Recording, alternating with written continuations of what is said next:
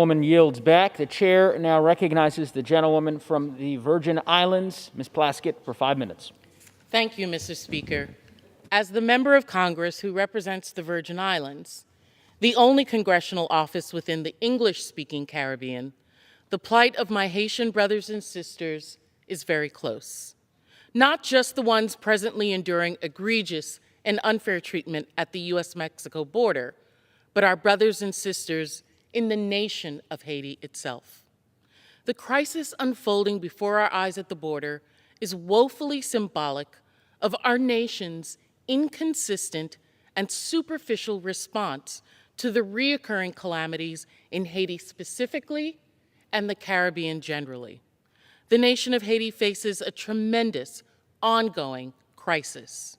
The recent natural disasters, including a major earthquake, tropical storms and hurricanes, the effects of the COVID-19 pandemic, health insecurity, the assassination of a prime minister, and the accompanying political instability, gang violence, along with large-scale deterioration of infrastructure and poverty.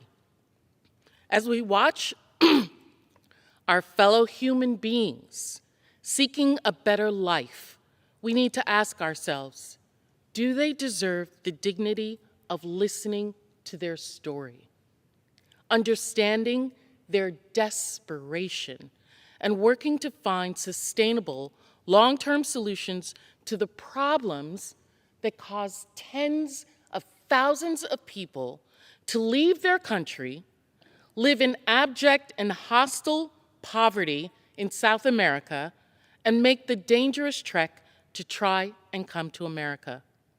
I believe, and I think some of you do as well, that our Haitian neighbors deserve that, and that in some ways we owe them that, and it is even in our own self-interest. We must remember that Haitians fought with us in the American Revolution. They sent troops to be at our side. And then, in 1825, 20 years after they received their own independence, the United States agreed with France that they, as a new independent nation, should be forced to pay back the slave owners of France, who they believed needed reparations for lost income from slave labor. Until 40-something, the people of Haiti have been paying that money back. Today's dollars, that would be over $20 billion that this small island nation has paid to the people of France for their freedom.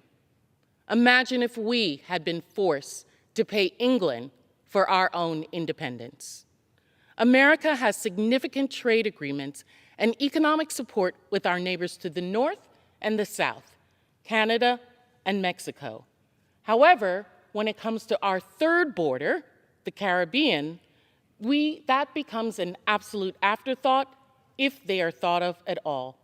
America wants these neighbors to be stable and to support them at multinational forums, but lack the forethought to engage them as partners in the first instance. We intervene in political instability without meaningful engagement in civil society.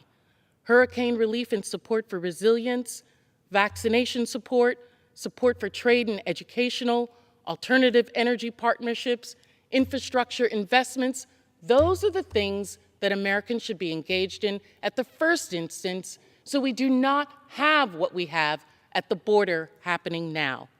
China, of course, is all through the Caribbean, lacking in meaningful investments in there and demanding support from Caribbean nations at the UN, the Organization of American States, etc. It is well-researched fact that rural infrastructure investments can lead to higher productivity, employment, economic opportunities. Solid infrastructure powers business, encourages trade, provides much-needed protection for countries from the unpredictability of a natural environment, all things that Haiti is missing to date.